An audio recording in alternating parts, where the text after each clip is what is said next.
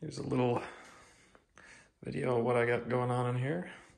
I have completely cleared all the walls except for my uniform here, my backup uniform there. By making all the walls yellow, or by not having anything on them, I'm able to do this cool keying thing where I can make the whole room look like this. That's the video part of the whole thing. But let's talk about the equipment. So everything's plugged into this laptop, which is running Ableton, and I'm doing a lot with MIDI controllers. So this keyboard here has a bunch of options.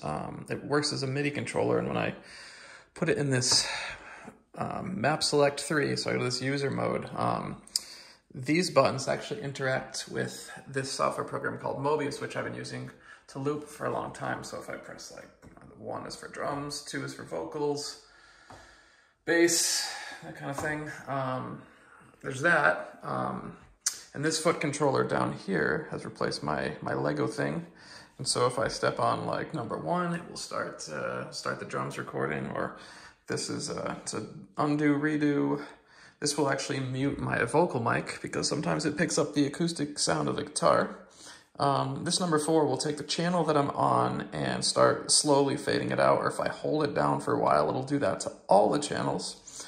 And this number 5 will start a pre-recorded thing. So if I record a song and then I just want to kind of play along to it later, I can do that. And then each of these 5 switches between different sections of a song. So in Mobius, there's all these little those squares there. If I press, see if I press like this going down, it's gonna advance to all these different loop positions. Now, I just made a big mess in my Mobius setup. So this button here will clear it. So it's back to 0, okay? This other stuff going on the screen, this is a guitar emulation software. This is called Bias FX2.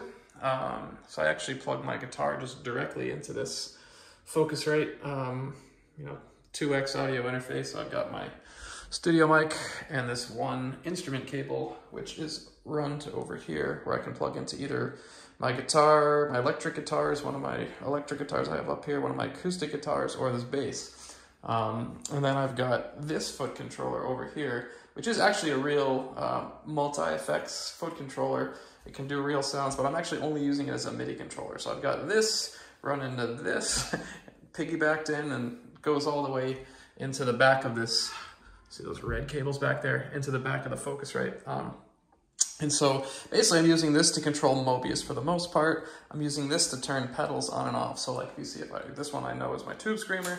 So you can see over here, got the Tube Screamer, it goes on and off. Can get some of my different effects going.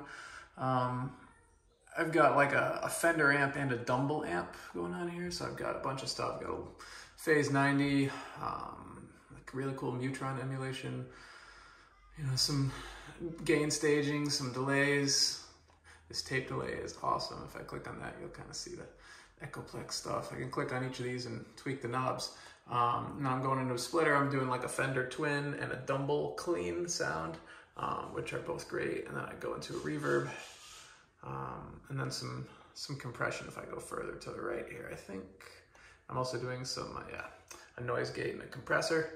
I'm also doing some extra compression and reverb to blend the instruments together in the software. So that's that. And then over on the keyboard side, this Analog Lab software, which comes with this Arturia keyboard MIDI controller that I bought, I've got that set up, and I can do all different, let me scroll up here, lots of different sounds. So I'll get my piano stuff, my electric piano, organs, lots of different synth sounds. These are mostly so I can pull them up easily.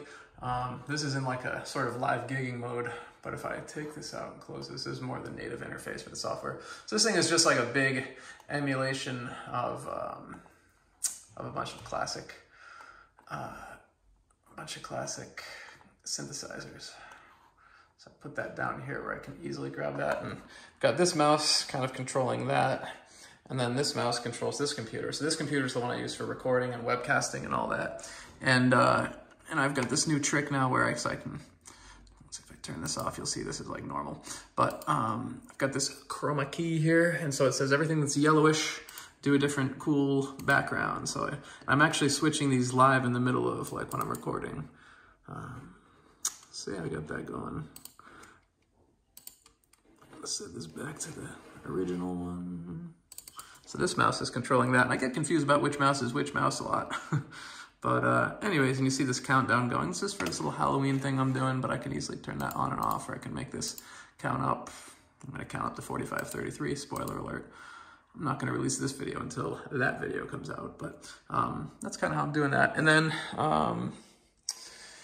in here, once I get going live, all of these control like the different Mobius levels. So once I've looped it in here, if I like, this one's for the drums. If you look at this one's going up. It's controlling the output level of my loops.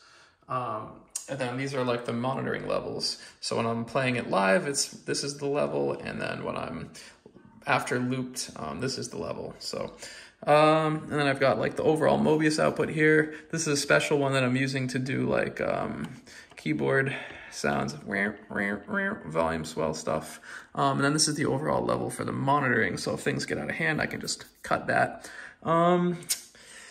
And I can do all sorts of other stuff with this keyboard. I can like start the whole thing going. I can tap tempo here. I can switch between guitar and bass.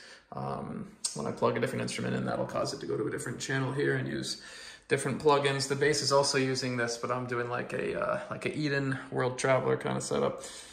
And I can even switch this if I put this into like mode 4. All these will make different drum sounds, but for the most part, I'm using a drum software called Easy Drummer, where I sort of pick a beat and tap, tap, tap the tempo in, and then let it rip. This button is what I use to tap the tempo. Yeah, that's probably it. Oh yeah, one last thing. So I've got these expression pedals, and this one ultimately controls the big master sort of mix in Ableton. So I can cut when I want to fade everything out, I do that. And then this other one's kind of a wild card, depending upon what it's plugged into.